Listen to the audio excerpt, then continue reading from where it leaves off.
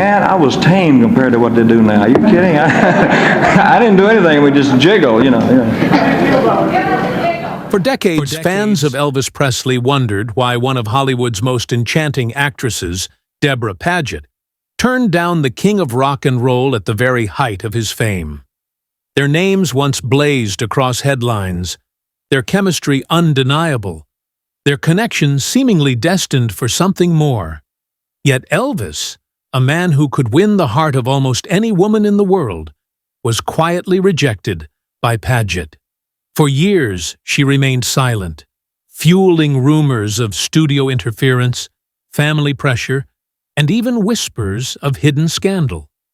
But now, at 92 years old, Debra Paget has spoken. Her words cut through decades of speculation, finally revealing the real reason she walked away from Elvis Presley.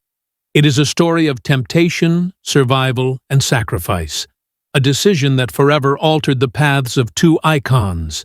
What she confessed may change everything fans thought they knew about the king's private life. Long before Elvis Presley ever entered her world, Debra Paget was already being shaped into one of Hollywood's brightest rising stars. Born in Denver, Colorado, in 1933, she grew up in a family that encouraged the performing arts. Her mother, Margaret, was especially influential, believing her daughter had a gift and ensuring that her talent was nurtured and protected. By her teenage years, Debra's striking beauty and graceful poise made her a natural fit for the silver screen. Hollywood in the 1940s and 1950s was an industry that carefully manufactured its stars, polishing them until they gleamed with the illusion of perfection. Debra was no exception. When she signed with 20th Century Fox, executives immediately recognized her potential. She wasn't just another young actress. They saw in her a figure who could embody both exotic mystery and classic elegance, perfect for biblical epics and lavish costume dramas. Her breakthrough came with roles in Broken Arrow, 1950, opposite James Stewart, and Demetrius and the Gladiators, 1954, which cemented her reputation as a screen goddess. Audiences adored her combination of innocence and allure, and her image soon graced magazine covers across the country. Industry insiders often remarked that she seemed destined for greatness. But behind the glamour was control. The studio dictated every aspect of her career, the roles she took, the way she looked, the interviews she gave, and even who she was seen with publicly. Hollywood at the time was ruthless in its image-making, and Debra understood that her career and her family's livelihood depended on obedience. Unlike some of her peers who rebelled against the system, she followed the rules. She was cautious, careful, and always aware of the fine line between stardom and scandal. At the heart of her life was her mother, Margaret, who acted as both guardian and guiding force. Margaret's influence was immense. She was deeply protective, instilling in her daughter a strong sense of morality and faith. Debra was raised to value modesty, discipline, and spirituality, qualities that made her stand out in an industry overflowing with excess. In an era when many young actresses lost themselves in the whirlwind of fame, Paget held firm to the lessons of her upbringing. By the mid-1950s, she was everywhere. Audiences marveled at her role in The Ten Commandments, 1956, where she played Lilia in one of the most celebrated epics of all time. That film secured her place among Hollywood's most recognizable stars. Yet fame also brought pressure. She was not simply an actress, she was a commodity, and the studio was determined that she remain untouchable, refined, and free of scandal. Every step she took was scrutinized. Every friendship, every date, every smile captured in a photograph had the potential to either elevate or destroy her. It was at the peak of this carefully controlled life that Elvis Presley exploded onto the scene. By 1956, Elvis was more than a singer. He was a phenomenon. With his swiveling hips, smoldering gaze, and raw energy, he captivated an entire generation. Teenagers screamed his name, fainted at his concerts, and turned him into a cultural lightning bolt. Parents worried he was corrupting the youth. Preachers called him dangerous. Critics labeled him a threat.